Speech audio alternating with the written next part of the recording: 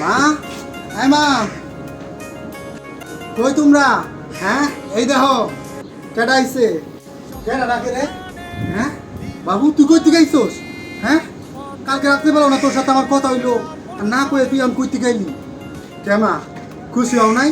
তোমাকে না জানায় সারপ্রাইজ দিছি। সব মানুষ সারপ্রাইজ দেয়। কিসের সারপ্রাইজ? হ্যাঁ, কিসের সারপ্রাইজ? তো কালকেও তোর সাথে আমি রাত্রেবেলা কথা কইলাম, তুই তো আমার এই কথা কইলি না।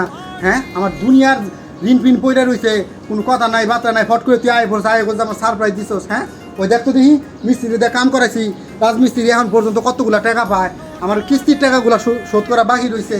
আমার 2 দিন পরে কুরবানি দেওয়ার লাগে টাকা লাগবো, সেগুলো না দিয়ে তুই কেমন করে তুই আয় বললি? হ্যাঁ, আবার কোথাও সারপ্রাইজ দিছস।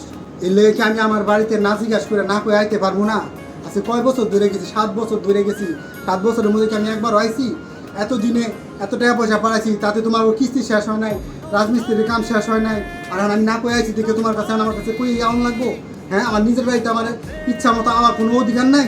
কিসের অধিকার? কিসের অধিকার?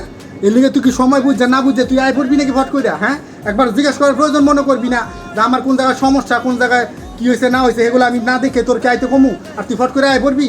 হ্যাঁ, আমি এত কিছু বুঝি না। আমার এই সব সমস্যার সমাধান করে দিয়া তারপরে তুই এখান থেকে যাবি, আর নয়তো তুই এক্ষুনি যাবি, যেখান থেকে সেখানে যাবি, যায় সব কিছু আমার টাকা পয়সা দিয়া সব সমস্যার সমাধান করে তারপরে তুই বাড়িতে সারপ্রাইজ দিবি। আমি তো সারপ্রাইজ শুনতে চাই না। হ্যাঁ, এটা তুমি কোনো কথা কইলা?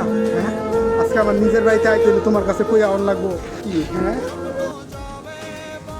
আমি এত কিছু বুঝি না। টাকা পয়সা আনছস, যদি আইন না থাকস তাহলে ঘরে ঢুক, আর না আনলে যেই রাস্তা যাইছো সেই রাস্তা দিয়ে যা। আমার এত কথা কোনো দরকার নাই। ইচ্ছে করে জানতে আমি না কি লাশ দোজখের নাম কি সুদূরে প্রভা বছর ঘুরে আসে আমি গুনি দিন সাজায় পাবো সুখের দিন আমি টাকার এক মেশি